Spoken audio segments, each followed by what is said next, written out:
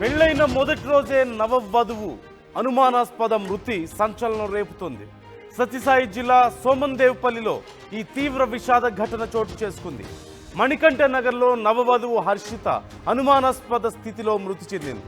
కృష్ణమూర్తి వరలక్ష్మి దంపతుల కుమార్తె హర్షితకు కర్ణాటకకు చెందినటువంటి వ్యక్తితో ఆగస్టు 4న ఉదయం పెళ్లి జరిగింది. పెళ్లి జరిగిన రోజు సాయంత్రమే అనుమానాస్పద స్థితిలో హర్షిత మరణించింది.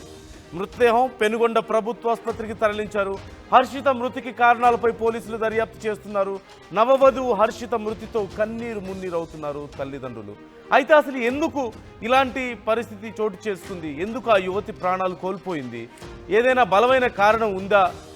తను ఇంట్లో చెప్పుకోలేని కారణాలతో ఏమైనా ఇలాంటి దారుణానికి పాల్పడిందా, లేకపోతే ఇంకెవరైనా ఇలాంటి దారుణానికి పాల్పడ్డారా తన విషయంలో అంటూ కొన్ని అనుమానాలు వ్యక్తం చేస్తున్నారు. అయితే పెళ్ళైన మొదటి రోజే రాత్రి కల్లా ఆ యువతి ప్రాణాలు కోల్పోవడం సంచలనంగా మారింది.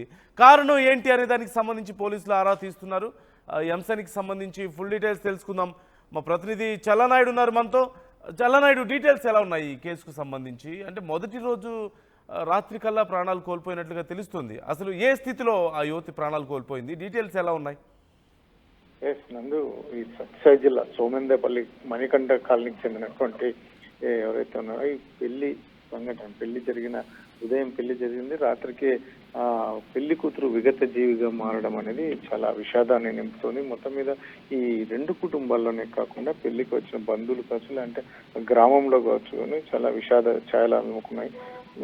ఏదైతే ఉందో ఈ పెళ్లి కూడా పెద్దలు కుదిర్చిన పెళ్లి, ఎటువంటి ఇబ్బంది లేకుండా అందరూ రెండు ఇరు కుటుంబాలు కూడా మాట్లాడుకున్న తర్వాతనే పెళ్లి ముహూర్తం నిర్ణయించుకొని పెళ్లికి వరకు వెళ్ళినటువంటి నేపథ్యం అని చెప్పి ఇప్పటికే బంధువులు చెప్తున్నారు.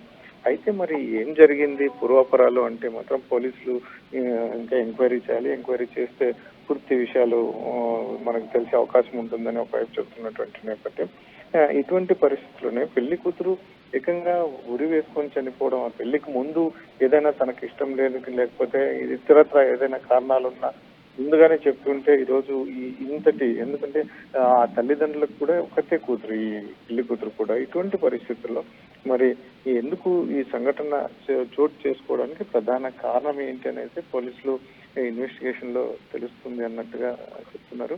అందులో పిఎం కూడా పంపించే పరిస్థితి ఉంది. అందులో ముఖ్యంగా ఫోన్ ఏదైతే ఉందో ఫోన్ కాల్స్ కూడా ఎంక్వైరీలో ప్రధాన భూమిక పోషించే అవకాశం ఉంది. నందు, అంటే తల్లిదండ్రులు కానీ లేదంటే బంధువులు కానీ ఏమైనా చెప్తున్నారా? సమస్య ఏమై ఉండొచ్చు అనే దానికి సంబంధించి వాళ్ళకి ఏమైనా అభిప్రాయాలు ఉన్నాయా? ఇంతవరకు అయితే, ఎందుకంటే బంధువులు కానీ ఎవరు కానీ మీడియా వాటితో మాట్లాడేందుకు ప్రయత్నం చేస్తున్నా కూడా ఎవరు స్పందించే పరిస్థితుల్లో వాళ్ళు లేరు. వాళ్ళు ఎందుకంటే ఏదైతే ఆ సంఘటన నుంచి ఇంకా వాళ్ళు తేరుకోలేనటువంటి పరిస్థితి. అమ్మాయి ఎలా చనిపోతుంది అనేది అసలు ఇప్పటికి కూడా ఊహించలేనటువంటి పరిస్థితి. ఎందుకంటే నిన్న ఇంట్లోకి వెళ్ళి ఏకంగా ఆ అమ్మాయి ఊరేసుకొని చనిపోవడం అనేది ఇప్పటికీ కూడా తల్లిదండ్రులు కావచ్చు, బంధువులు కావచ్చు, ఇంకా డైజెషన్ కానటువంటి పరిస్థితిలో వాళ్ళు ఆ షాక్ లో ఉన్నారు ఇప్పటికీ. ఎందుకంటే బాగేపల్లికి చెందిన నాగేంద్రతో వివాహం అనేది కూడా, ఎందుకంటే మేము అన్ని మాట్లాడే చేసాము, అందరినీ ఇష్టాలు కనుక్కుందాం అన్నట్టు కూడా తల్లిదండ్రులు వాళ్ళ బంధువులతో చర్చించుకున్నట్టుగా తెలుస్తుంది. మరి ఇటువంటి పరిస్థితుల్లోనే నవవధువు ఇటువంటి డెసిషన్ తీసుకోవడానికి ప్రధాన కారణాలు అయితే మాత్రం ఇంకా తెలియాల్సి ఉంది. నందు, రైట్, థ్యాంక్ యూ చల్లనాయుడు. మనం చూస్తున్నాం, విజువల్స్లో చూస్తున్నాం ఆ యువతిని, ఆ జంటని చూస్తున్నాం, అప్పుడే పెళ్ళైన జంట. మరోవైపు కింద ఉన్నటువంటి ఫోటో చూడొచ్చు మనం, ఆ ఇంటికి సంబంధించిన ఫోటో. ఇంకా ఆ శుభకార్యానికి కట్టిన తోరణాలు అలాగే ఉన్నాయి. అక్కడ పూసినటువంటి పసుపు కుంకుమ అలాగే ఉంది. ఏర్పాట్లన్నీ అలాగే ఉన్నాయి. ఇంకా బంధువులు కూడా ఇంకా పూర్తిగా తిరిగి ఇళ్ళకి వెళ్ళలేదు. కానీ ఈలోపే ఆ యువతి అప్పుడే మొదలైనటువంటి పెళ్లి జీవితం అంతలోనే ముగిసిపోయింది. పన్నంటి కాపురం కొనసాగించాల్సినటువంటి జంట ఇప్పుడు పరిస్థితి ఎలా ఉందో మనం చూస్తున్నాం. కారణం ఏంటి?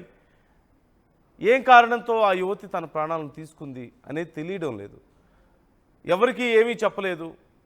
ఆ పెళ్లి ఫోటోల్లో కానీ లేదంటే అక్కడ కుటుంబ సభ్యులు కానీ అందరూ కూడా అంతా బాగానే ఉంది, అంతా సంతోషంగానే ఉంది అనుకుంటున్నటువంటి సమయంలో ఒక్కసారిగా ఆ యువతి విగత జీవిగా కనిపించడంతో అందరూ షాక్ గురైన పరిస్థితి. ఎవరికి ఏమీ అర్థం కాలేదు. అదేంది ఇప్పటి వరకు అంత సంతోషంగా ఉంది కదా, ఏమైంది సడన్గా అంటూ అందరూ కూడా దిగ్భ్రాంతికి గురైన పరిస్థితి కనిపిస్తోంది. పోలీసులకు కాల్ చేశారు, కేసు నమోదు చేసుకొని దర్యాప్తు చేస్తున్నారు. కానీ ఏమీ అంతుబట్టని పరిస్థితి. ఆ యువత అసలు ఎందుకు ఇలాంటి బలవన్మరణానికి పాల్పడింది? మరోవైపు ఇది బలవన్మరణమా లేకపోతే ఇందులో ఏదైనా కుట్ర కోణం ఉందా అనే కోణంలో కూడా పోలీసులు విచారిస్తున్నట్లుగా తెలుస్తుంది. మరోవైపు కుటుంబ సభ్యులు కానీ బంధువులు కానీ ఎవరు పెద్దగా బయటికి మాట్లాడట్లేదు. ఖచ్చితంగా వాళ్ళు బాధలో ఉంటారు, బయటికి మాట్లాడడం లేదు.